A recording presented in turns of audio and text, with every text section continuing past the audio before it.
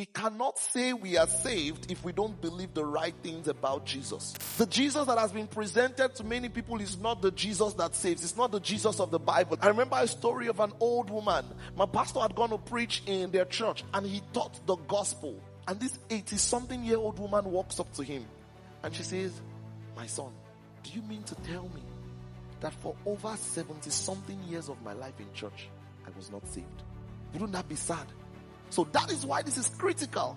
That your salvation depends on you being presented with the right Jesus. What Jesus was presented to you, the Jesus that saves or the Jesus that makes rich? You know, people are told to come to Christ because he makes them rich.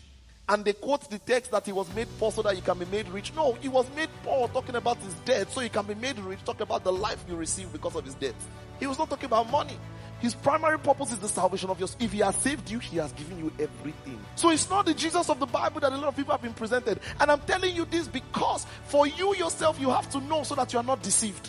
And for the people you're going to preach to, you have to know the Jesus you are preaching to them so you don't deceive them. If we don't see Jesus clearly, we risk missing the very foundation of our faith.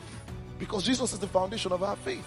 Salvation is not just a feeling or a vague hope. It's a gift from God received through faith in who Jesus truly is and what he has done. And so if that information about who he is and what he has done is faulty, there's fire on the mountain. Because the nature of Jesus is foundational to his ability to be Lord and Savior.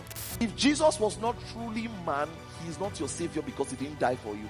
If Jesus was not divine, he didn't resurrect, so he's not Lord, he's not living forever, he's not the Messiah. Both his divinity and his humanity must be reconciled rightly for him to be Lord and Savior.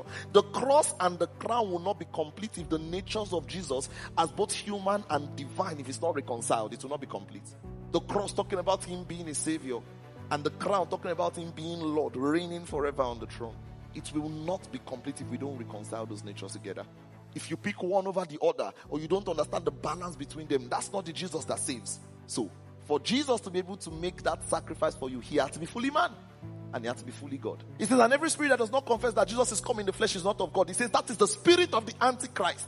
So it is anti-Christian teachings to say that Jesus was not fully man. So if our view of him is blurry or distorted, we are not walking in the path that leads to life. We are walking in a lost path. So we must know the true Jesus. His nature must be right.